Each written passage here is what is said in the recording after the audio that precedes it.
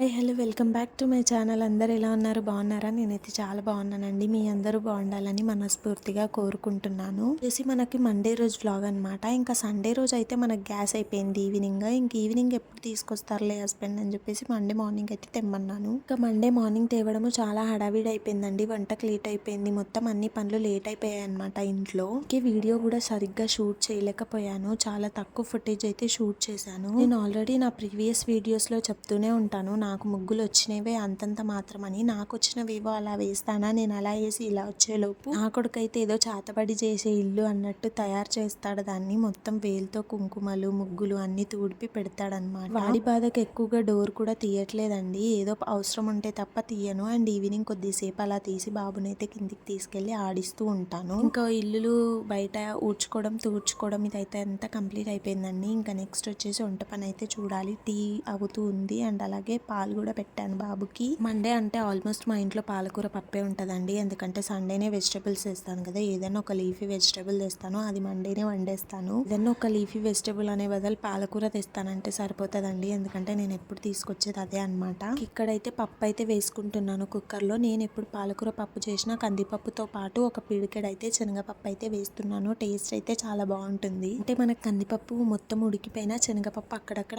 పప్పులా ఉంటది కదా, కొంచెం బాగా అనిపిస్తుంది. ఇంకా దీన్ని అయితే ఒక 2 times అయితే చక్కగా వాష్ చేసేసుకున్నాను. ఇంక ఇప్పుడు ఇందులోకి అయితే కొన్ని వాటర్ వేసేసుకొని ఆకుకూరని అయితే వేసుకుంటాను అనమాట. చాలా మట్టుకి నేను వింటానండి, లీఫీ వెజిటేబుల్స్ ఫస్ట్ వాష్ చేసుకున్న తర్వాతకే అప్పుడు కట్ చేసుకోవాలని చెప్పి, కానీ నాకు మాత్రం అలా అస్సలు రాదు. అంటే నాకు అలా చేస్తే టైం టేకింగ్ ప్రాసెస్ అనిపిస్తుందండి. అంటే ఫస్ట్ కడగాలి, తర్వాత దాన్ని తూడ్చాలి, ఆరబెట్టుకోవాలి, అప్పుడు కట్ చేసుకోవాలి కదా, చాలా టైం పడుతుంది. అందుకే నేనైతే ఫస్ట్ కట్ చేసేసుకొని వాష్ చేసుకుంటానండి. మరి ఎందుకు అలా అంటారో నాకైతే తెలీదు, మీలో ఎవరికైనా తెలిస్తే కామెంట్ చేయండి.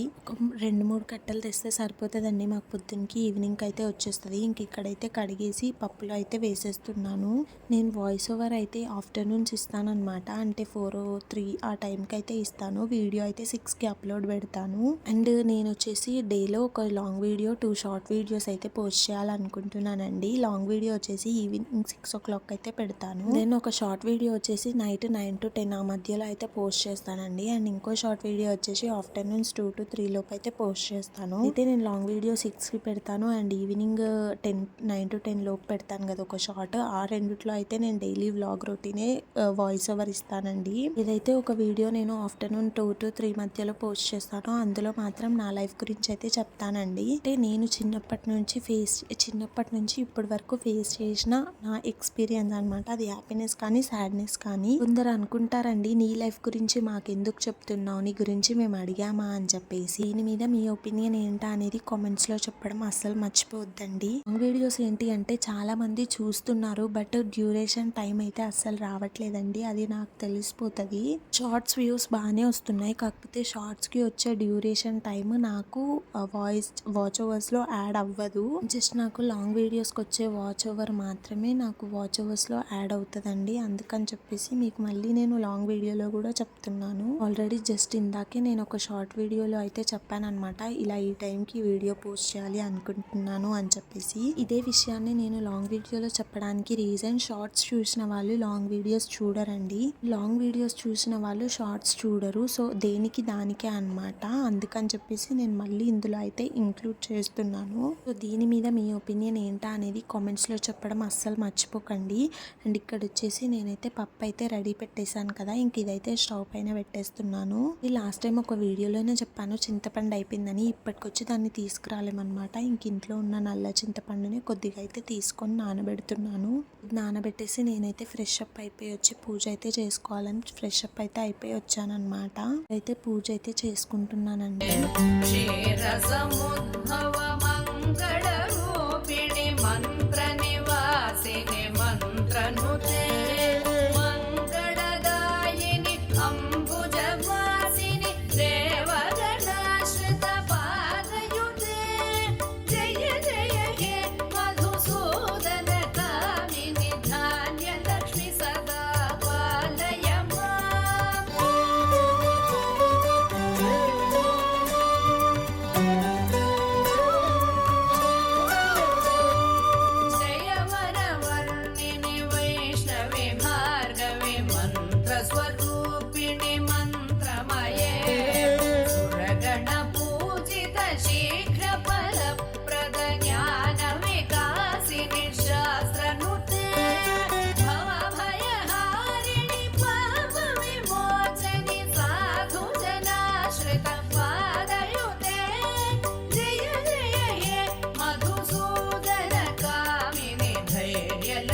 దీపారాధన అయితే అయిపోయిందండి. ఇంకా గంట అయితే మా బాబు విరగొట్టాడని చెప్పాను కదా, తీసుకురావడం అయితే కుదరలేదనమాట. అలాగే హారతి అయితే ఇచ్చేసుకున్నాను. ఫైనల్గా పూజ అయితే కంప్లీట్ అయిపోయిందండి. అండ్ అలాగే బయట తులసి చెట్టు కాడ కూడా దీపారాధన అయితే చేసేసుకున్నాను. ఇందాక పప్పు అయితే ఉడకబెట్టుకొని పక్కకు అయితే పెట్టుకున్నాం కదా, ఇంక ఇప్పుడైతే అది పోపేయాలన్నమాట. ఇంకా ఉడికిపోయిందా అని చెక్ చేసుకున్నాను. ఉడికిపోయింది. ఇంకా అందులో సాల్ట్ వేసి అయితే పప్పును బాగా మెదుపుకుంటున్నాను.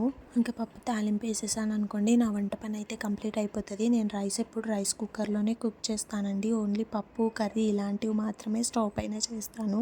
అండ్ ఈ మధ్య బాబు కోసం సపరేట్గా కూడా ఏం కుక్ చేయట్లేదు. ఏదైతే మా కోసం వండుకుంటున్నానో అదే తినిపించేస్తున్నాను అనమాట. తింటున్నాడు కూడా, పర్లేదు. ఎవరికైనా కూడా ఇలా చిన్నపిల్లలు ఉన్నారనుకోండి, వాళ్ళకి మనం తినేదే పెట్టడం మ్యాక్సిమం ట్రై చేయండి. ఎందుకు అంటే ప్రతి చోట్ల వాళ్ళకి కావాల్సినవి దొరకవు కాబట్టి వాళ్ళకి అన్నీ అలవాటు చేయడమే చాలా మంచిదండి. నాకు ఇన్ని డేస్ అంతగా నేను ఆలోచించలేదు, బట్ నాకు ఇప్పుడు తెలుస్తుంది అనమాట. ఇలా అలవాటు చేసామనుకోండి, మనం ఎక్కడికైనా వెళ్ళినా మనకు ప్రాబ్లం ఉండదు. మనం ఏం తింటే వాళ్ళకు కూడా అది పెట్టేయచ్చు, చక్కగా తినేస్తారు. లేదు అనుకోండి, నాకు అదే ఫుడ్ కావాలి, ఇదే ఫుడ్ కావాలి అని చాలా చిరాకు తెప్పించేస్తారండి. ఇంకా అవన్నీ ఎందుకు చెప్పండి. అందుకే ఇప్పటి నుంచి నేనైతే అలవాటు చేస్తున్నాను. ఇక్కడైతే పప్పు రుబ్బడం అయితే కంప్లీట్ అయిపోయిందండి. నాకు ఎంత చిక్కగా కావాలో అంత దాన్ని బట్టి నేనైతే ఇక్కడ వాటర్ అయితే వేసుకుంటున్నాను. ఇంకా పప్పు అయితే తాలింపు పెట్టేసుకొని ఇంకా నేనైతే బట్టలు ఉతకడానికి వెళ్ళాలన్నమాట. అండ్ ఇక్కడ పప్పు తాలింపు పెట్టిన తర్వాతకి ఇంకొన్ని పాపడాలు అయితే వేయించాను. కొన్ని ఉన్నాయి, అందుకే వీడియో తీయలేదు.